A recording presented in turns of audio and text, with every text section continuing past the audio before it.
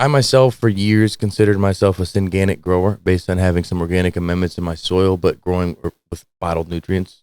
And I also had bottled nutrients that were labeled as organic, but then some in the line were synthetic. There's a ton of different approaches to be Synganic, just like there is organic. But I feel like some people they turn their nose up at it a little bit. If you want to break down, Chris, a little bit about what a Synganic approach could be. Yeah. Well, first of all, I think a lot of people are doing Synganically and not realizing it. You start off with a bag of soil. Oftentimes these soils are organic amendments within it.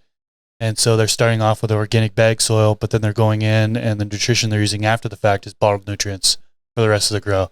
That's Synganic. You're combining the best of both worlds. There's so many different approaches that you can use. I mean, you could use different mediums, not just like a peat. You could use a cocoa, do organic amendments in there to begin, and then bottled nutrients throughout.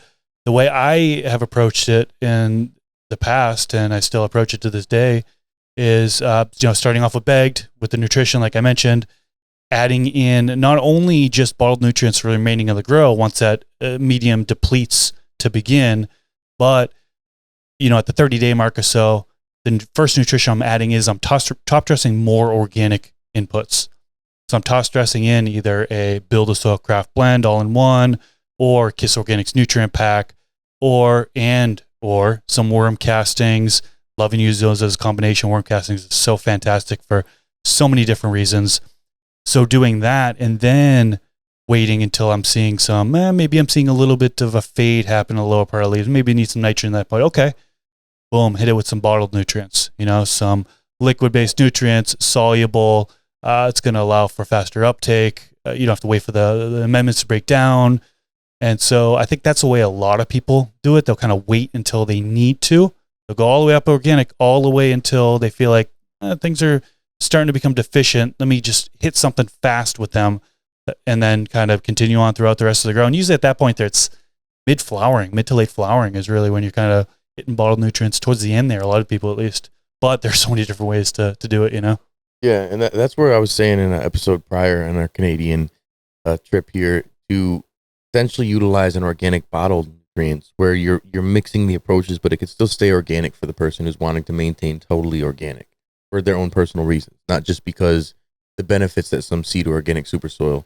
But at the time when I was mixing and matching, I was using General Organics, which is a General Hydroponics organic line. Worked pretty good, but it was pricey. So it wasn't as advantageous for me to use that versus just getting something like Dynagrow.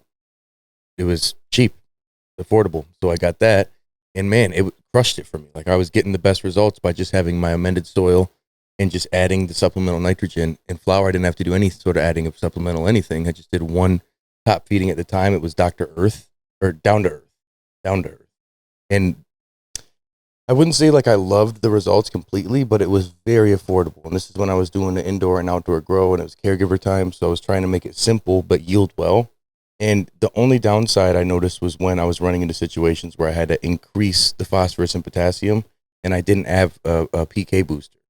So at that time, I was just like, all right, I'm going to add some bloom nutrients. And the bloom nutrients ended up burning a little bit of my plants. You have to find that balance of not having too amended of a soil and then adding in food. You may need to get a single source thing, like just adding nitrogen, just adding potassium, just adding phosphorus, not a blend. I did a bloom, and it just did not work well for me.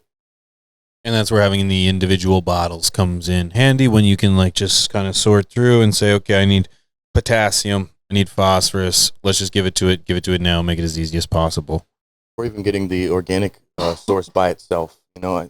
When you're mixing and matching, if you don't know your chemical inputs and you don't know your micro and macronutrients, like I really didn't at the time, you can struggle. I just didn't realize what was in my soil to make it react.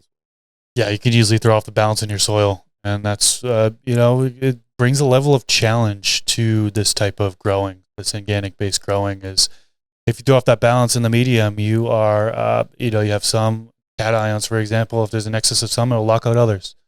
So some of these elements, if they dominate, they're going to lock other ones out.